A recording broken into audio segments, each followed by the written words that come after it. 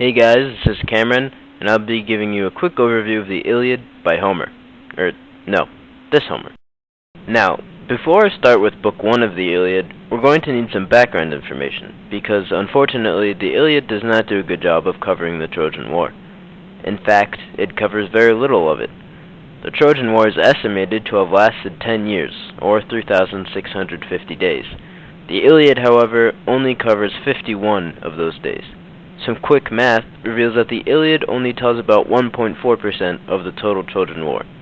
That's not a lot. So, we're going to need some background information. Everything starts on Olympus, where Hera, Athena, and Aphrodite all receive a golden apple, marked to the fairest. However, since all of the goddesses figured they were the fairest, the matter was decided to Paris, a shepherd at the time, to decide who was the most beautiful. He chooses Aphrodite, who grants him the most beautiful woman in the world, Helen of Sparta.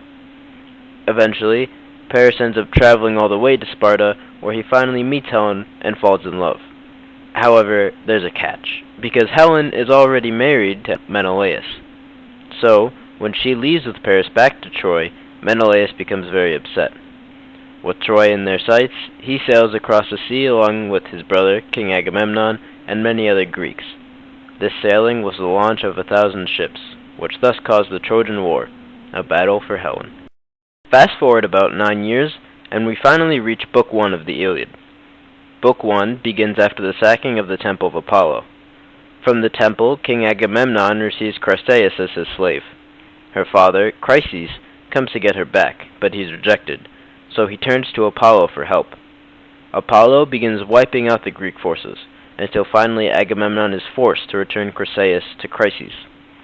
Left without a slave, he takes Briseis from Achilles. Achilles becomes angered at this and decides not to fight due to the dishonor that Agamemnon gave him. Seeing that her son is so upset, the goddess Thetis prays to Zeus to exact revenge on King Agamemnon. Now we jump to Book 3, which opens with the two armies, Greeks and Trojans, meeting on the plains. Paris comes forward from the Trojans and challenges the Greeks' best fighter to a duel. Menelaus, wanting to exact revenge, accepts this challenge, but Paris flees. However, he returns after some encouragement from his brother Hector, and the two proceed to fight. Paris is about to die when Aphrodite comes in to save him. Thinking he fled, Agamemnon declares victory for his brother Menelaus. Book 6 is rather short. It starts with Hector looking for his wife Andromache and his child Astyanax. After he finds them, Andromache pleads for Hector to stop fighting. However, he denies the request, saying it will dishonor him. Hector then leaves to fight with his brother Paris on the front lines. Behind the front lines, Achilles is still not fighting, so Agamemnon sends an embassy to convince him otherwise. This embassy does not succeed. In Book 16, however, Achilles gets a different kind of visit, not from an embassy, but from his dear friend Patroclus.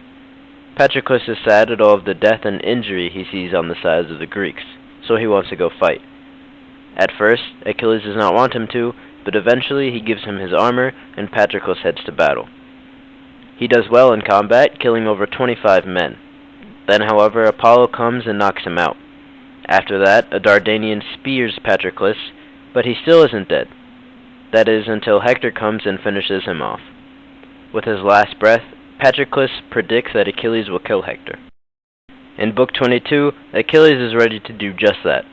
Angered at the death of his dear friend Patroclus, Achilles heads back into battle, thirsty for the blood of Hector. While he's preparing for battle, Priam and Hecuba try to convince Hector against fighting Achilles, but Hector is not persuaded. However, when he meets Achilles, this is a different story, because his courage flees, and so does he. Achilles pursues him, and a chase ensues. But Achilles is stopped by Athena, who tells him that she will convince Hector to fight. She does this by disguising as Hector's stepbrother and promising to help him fight Achilles. Instead, Hector is left to face Achilles alone, and he is defeated. Before dying, Hector makes a request for a proper funeral, but Achilles does not honor his request, and instead mutilates the body and drags him across the plains back to his ship. Book 24 places Achilles still upset at the loss of Patroclus. To relieve his anger, Achilles continuously mutilates the body of Hector, but the gods want him to stop this. To collect the body, they send Priam with the help of Hermes, who talks to Achilles. Both of them eventually give way to tears, but Achilles again becomes frustrated when Priam makes his request for Hector's body. Nevertheless, Achilles hands over the body to Priam, and the two of them eat and then sleep. Priam then brings the body back to Troy, where they proceed with the funeral games and give Hector the burial he deserves. It is here that Homer ends the Iliad on a peaceful note, relatively speaking.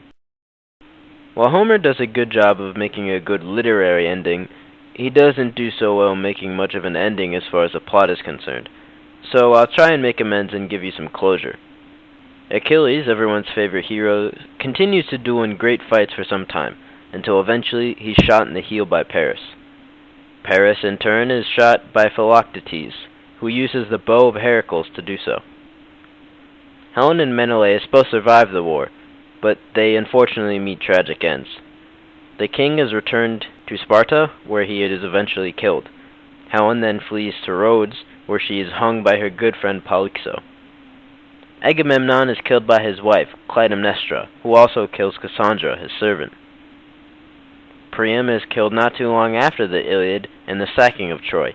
He is slaughtered on the altar of Zeus by Neoptolemus, Achilles' child. Odysseus lasts the longest of all of them. He runs into obstacles getting home, which are discussed in the Odyssey, but eventually he does reunite with his wife, back in Ithaca. He later, however, dies in battle with his son, who kills him with a poisoned spear. Please note that this video was just a brief overview of the events in the Iliad. For full details, you should read the book in full. If you don't have time for that, then we hope this video helped you get the gist of one of Homer's most famous works. On behalf of Thomas and I, thanks for watching.